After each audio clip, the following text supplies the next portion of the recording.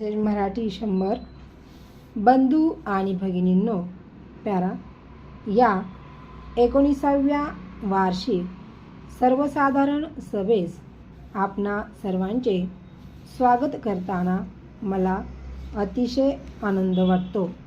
गत वर्षाचा जमा खर्च तसेच व्यवस्थापकीय अहवाल आपणाला यापूर्वीच पाठविला असल्यामुळे ते कागदपत्र आपण नजरेखालून घातले असतीलच.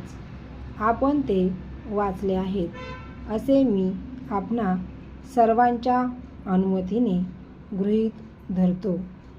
गेल्या मोसमातील उत्तम पावसामुळे अन्नधान्य व इतर शेती उत्पादन एक नवा उच्चांक प्रस्थापित करील अशी अपेक्षा आहे.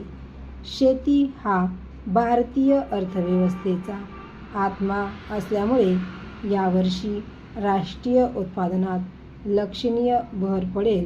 तथापि औद्योगिक कलह, वीज व कोळसा याचा अपुरा पुरवठा यामुळे पाहिजे त्या प्रमाणात उत्पादन क्षमता वाढविणे शक्य होत नाही. यावर्षी अतिपावसाने आंध्र प्रदेशात स्थावर जंगम व जीवितहानी बरीच झालेली आहे, हे आपणास ज्ञात आहेच.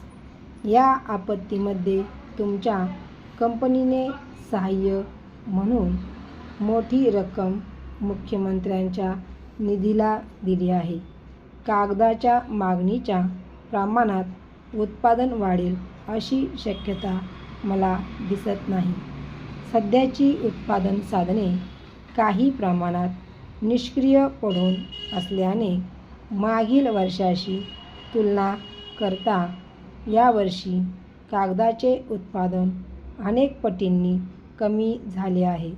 शिवाय कागद उद्योगावरील सरकारी अहवालावरून असे निदर्शनास येते की देशातील 1/3 गिरण्या आर्थिक अडचणी किंवा औद्योगिक कलह यांमुळे बंद होत्या. तथापि केंद्र सरकारने दिलेल्या उत्पादन शुल्काच्या सवलतीमुळे व वाढीव किमतीमुळे कागद धंद्यात नवीन उत्साह निर्माण झाला आहे. परंतु त्याचवेळी कोळसा, वीज, रेल्वे भाडे इत्यादींमध्ये वाढ झाल्याने उत्पादन खर्चही वाढला आहे.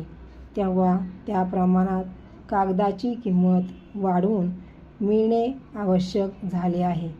कंपनीने जुन्या यंत्राचे पुनर्जीवन करण्याचे व आधुनिक यंत्रे बसवण्याचे तसेच मल निर्मूलन करण्याचे कार्यक्रम हाती घेतले आहेत व हे कार्यक्रम जूनपर्यंत पूर्ण होतील अशी अपेक्षा आहे. आपणा सर्वांना आठवत असेल की केंद्र सरकारने तुमच्या गिरणीची उत्पादन क्षमता जवळजवळ 35% वाढवून दिलेली आहे. शेवटी व्यवस्थापनातील माझ्या सहकाऱ्यांचे त्यांच्या कामाबद्दल, सहकार्याबद्दल व मार्गदर्शनाबद्दल मी आभार मानतो. तसेच बँका, वित्तीय संस्था, राज्य व केंद्र सरकार यांचेही मी आभार मानतो.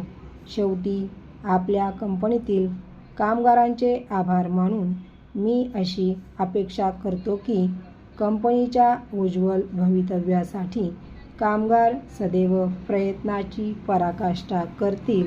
Over stop.